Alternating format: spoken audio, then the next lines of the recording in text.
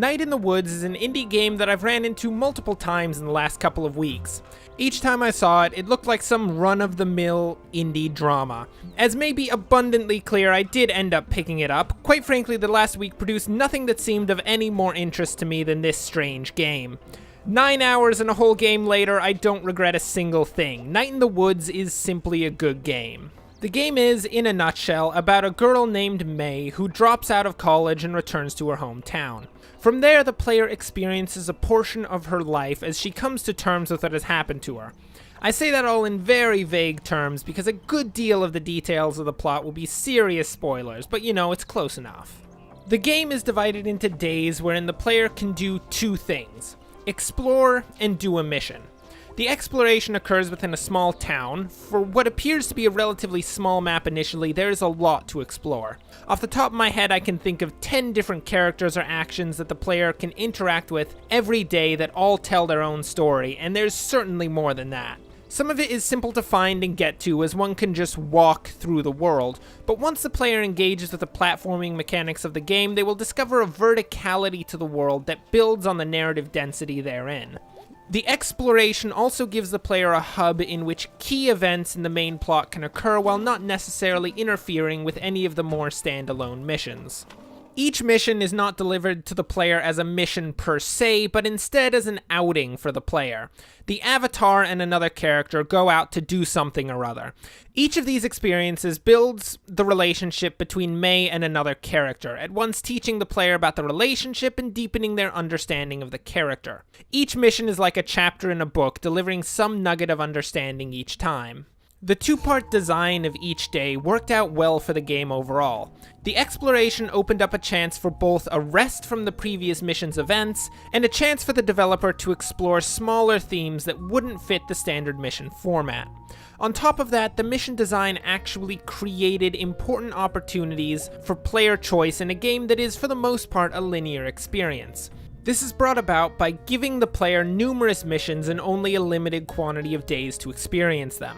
Not every mission can be played in one run, and each set of missions develops a different storyline, allowing the player, and thereby also the character, to invest into different areas. The story itself is not a typical high school drama story or anything. It actually has significance and depth. What makes the story really good, and saying this with as little spoiler as possible, is that it is fundamentally about two things: the character dealing with change and the character's existential crisis. The change is more than simply a new place, but a transformation of one comfortable world into a new world that is completely unknown. As the town, and thereby the very world around May, changes, with commercialization pushing out the local town that was the basis of the Avatar's childhood, she has to come to terms with said changes. What was far more interesting, at least to me, was the existential crisis that the Avatar faces. It's a story taken almost directly out of Heidegger.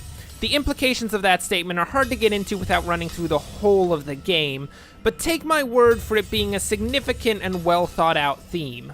Enough about the narrative for a moment, and let's talk about the gameplay. For the most part, there really is very little gameplay beyond reading. The player explores, of course, and there are minor platforming elements to the game. Beyond that were the occasional mini-games. None of them were particularly advanced, as they ranged from Guitar Hero-style music jams to stealing things from shops. The mini-games were, for the most part, just a small change in gameplay. They weren't groundbreaking stuff, but said games didn't break the flow of the story either, as they were both short and had no significant consequence for failure. That element was certainly good, as there is nothing worse than a narrative game continually forcing the player to master mini-games, aka not at all the experience that the player is looking for. To be blatantly honest, I came into this game expecting to hate it, maybe even wanting to hate it. I guess I'm just in a bad mood or something. However, it seriously pulled through. Night in the Woods still suffers from the gameplay narrative gap that has occurred in a good deal of story-rich games, that being that most games with good stories lack good gameplay to accompany. I kind of wonder if such a criticism even applies when the gameplay elements, or lack thereof, never seem to bother me throughout play. Regardless, Night in the Woods is exactly where I want to see more games going. In a market of vapid games, it is refreshing to see a game that actually tackles any issue. Night in the Woods is easily one of the best games I've played in a long while. This is a must-grab game, and I certainly don't say that lightly. Thanks for watching, and, as always, enjoy the rest of your day.